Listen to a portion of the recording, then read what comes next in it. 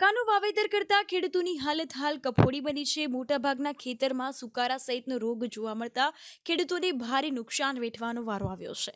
ત્યારે ખેડૂતો અવાજ બનીને મીડિયા સુધી પહોંચ્યા છે। ત્યારે અહેવાલની અસર બાદ ખેતી અધિકારીઓ સ્થળ વિઝિટે પહોંચ્યા હતા અને ખેડૂતોને ફાયદો થાય તે અંગે રજૂઆત પણ કરશે।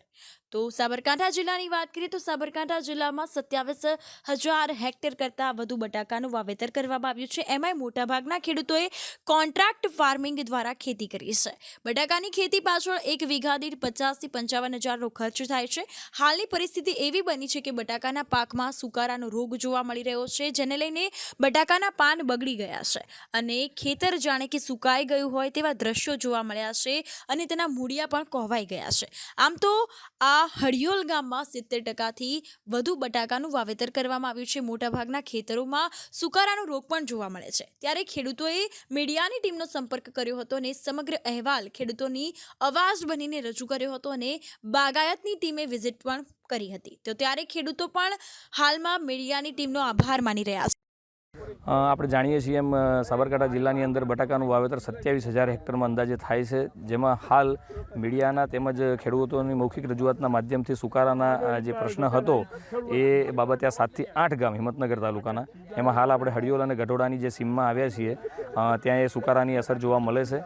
ત્યાં ખેડૂતોને કોન્ટેક્ટ ફંજીસાઇડ અને સિસ્ટમેટિક ફંજીસાઇડના છંટકાવ ઇન્ટરવલમાં કરવાની ભલામણ છે અને એમાં એક કાળજી રાખવાની એ બાબત છે કે ભાઈ પાણીનું જે હાલ છે, વાતાવરણની અંદર ભેજનું પ્રમાણ વધુ હોય તો પાણીનું નિયંત્રણ કરવાનું છે ખેડૂતોએ, અને વાતાવરણ ચોખ્ખું થશે અને દવાનું પણ અસર થશે એટલે આ રોગનું નિયંત્રણ થતું હોય છે। મીડિયા દ્વારા જે અઠવાડિયા પહેલાં જે અહેવાલ રજૂ કરવામાં આવ્યો હતો ખેડૂતોના બટાકાની અંદર આવેલા સુકારા બાબતે, એ સરકારના અધિકારીઓએ ધ્યાન ઉપર લઈ આજે રૂબરૂ મુલાકાત લીધી, એમને નરી આંખે નિરીક્ષણ કર્યું અને નિરીક્ષણ કરતાં એમને પણ લાગ્યું કે ખરેખર ખેડૂતને વધારે નુકસાન છે। ત્યારે તેમને પણ અમને બાંયધરી આપી છે કે અમે ઉચ્ચ કક્ષાએ સરકારમાં રજૂઆત કરી અને ખેડૂતોને યોગ્ય વળતર મળે એ બાબતે અમે કામ કરીશું।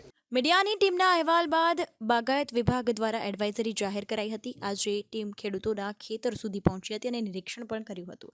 આમ તો સતત વાદળછાયા વાતાવરણ અને સવારે બટાકાના પાન પર ઝાકળ પડવાને લઈને સુકારો હોય તેવું અનુમાન જે છે તે કરવામાં આવી રહ્યું છે। આ સુકારાને લઈને બટાકાના પાન તો ઠીક પણ મૂળિયા પણ કોવાઈ ગયા છે। આમ તો ખેડૂતોને ભારે નુકસાન થઈ શકે તેમ છે। વાવેતર પાછળ કરેલ ખર્ચ ઉપરાંત 20,000 થી 25,000ની દવાઓનો છંટકાવ કરવા છતાં પણ આ સુકારાનો નિવેડો આવતો નથી, જેથી બાગાયત વિભાગ અહીં નિરીક્ષણ કરી યોગ્ય દવાનો છંટકાવ ઉપરાંત લેખિત અહેવાલ બનાવીને ઉચ્ચ કક્ષાએ મોકલવાની પણ બાંયધરી ખેડૂતોને આપી છે।